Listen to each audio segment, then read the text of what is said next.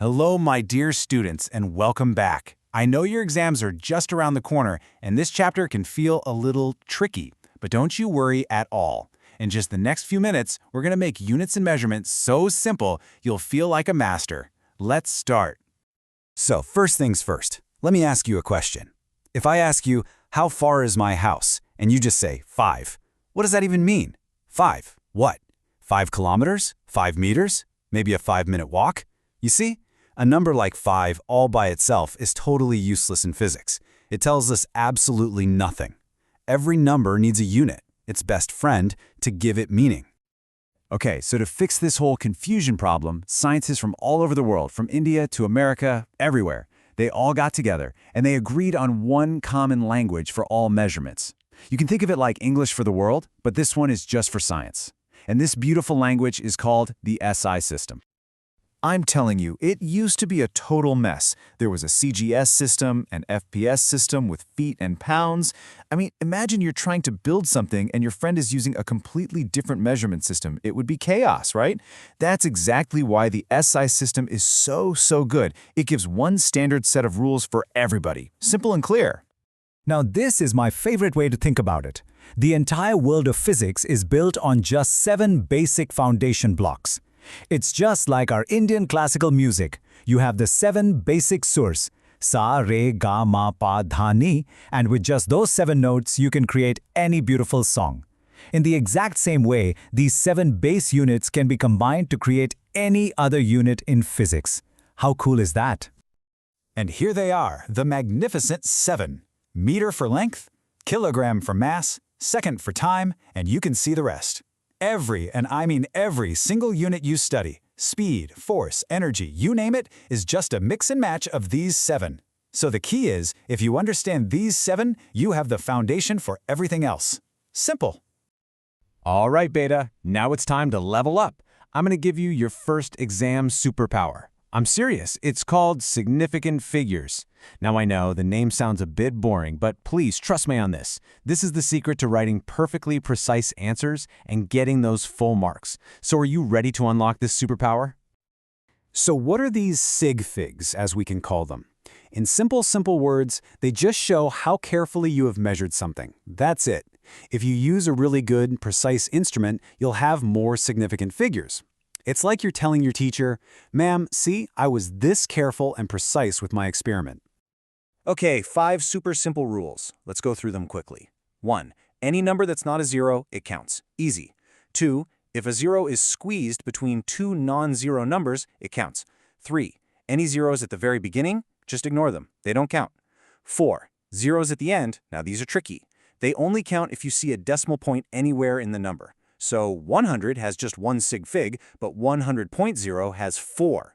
And 5, for scientific notation, just count the digits in the main number. Okay, time for a little pop quiz. Look at this number, 0.042070. How many significant figures does it have? You can pause for a second and think about it. And the answer is 5. Did you get it? Let's see why. The first 2 zeros, the leading ones, we ignore them. The 0 between the 2 and the 7, it's sandwiched, so it counts. And the 0 at the very end, it counts because there's a decimal point. So we have 4, 2, 0, 7, and 0. That's 5 sig figs. If you got that right, brilliant job. Now this is very important for your exam sums. When you multiply or divide, just look at the numbers in your question. Whichever one has the least number of sig figs, your final answer must have the same. But when you add or subtract, it's different. You look at the number of decimal places. Your answer should have the same number of decimal places as the number with the least decimal places. Please remember this difference. It's a very common place where students lose marks. Okay, are you ready for your second superpower? This one, I'm telling you, is like a magic trick. Or you can think of it as a cheat code for your physics exam. It's called dimensional analysis, and it lets you check if your formulas are correct right there in the exam hall. It's an amazing confidence booster. The whole idea is simple. We just represent our base quantities with letters. Mass becomes m, length becomes L, and time becomes t. Everything else is just a combination of these 3. So for example, speed is distance over time, right? Which means its dimensional formula is L divided by t, or we can write it as LT minus 1. Force, which is mass times acceleration, becomes mLt minus 2. See? We're just breaking everything down into m, l, and t. So here's the golden rule. It has a big fancy name, the principle of homogeneity. But don't worry, it's super easy. It just means you can only add apples to apples and oranges to oranges. You can add 5 kilograms to 2 kilograms, no problem. But can you add 5 kilograms to 10 seconds? Of course not. It makes no sense, right? An equation is correct only if the dimensions on the left side are exactly the same as the dimensions on the right side. So, let's use our new superpower. Here's a very famous equation you all know. Half mv squared equals mgh. This relates kinetic energy and potential energy.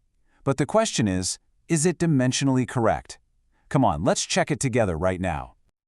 Okay, look at the left-hand side first. The half is just a number, it has no dimensions, so we ignore it. M is mass, so that's m. V is velocity, which is L t minus 1. And since it's squared, we get L squared t minus 2. Put it all together, and the left side is m L squared t minus 2. Now the right side. M is mass m, g is acceleration, which is L t minus 2, and h is height, which is a length, so L. Now multiply them all, and what do we get? mL squared t minus 2. Look at that! They are a perfect match! See? It works. The dimensions on both sides match perfectly. You, yes you, just verified a major physics formula. This is such a powerful trick you can use in your exam to quickly check any formula that you might be a little unsure about. Whew, that was a lot, I know, but you all did so well. We covered so much ground. So before we go, let's do a super fast, rapid-fire recap of the most important things you need to remember for your exam. 1. Never, ever, ever write a number with its unit. 2. The world of science speaks one language, the SI system, and it's built from our 7 base units. 3. Significant figures are your key to precision and full marks. Please learn those simple rules. And 4. Use your superpower, dimensional analysis, to check your answers and be 100% confident. And remember, this is not just for your exams. It's all around you. The screen size of your mobile phone, the internet data plan you use to watch Instagram Reels. It all uses these same rules. So just for fun today, look around you. What else can you find that you can measure and describe perfectly using SI units? You'll start to see that physics is literally everywhere. Okay, all the very best for your exams, my dear students. You've got this. Study well.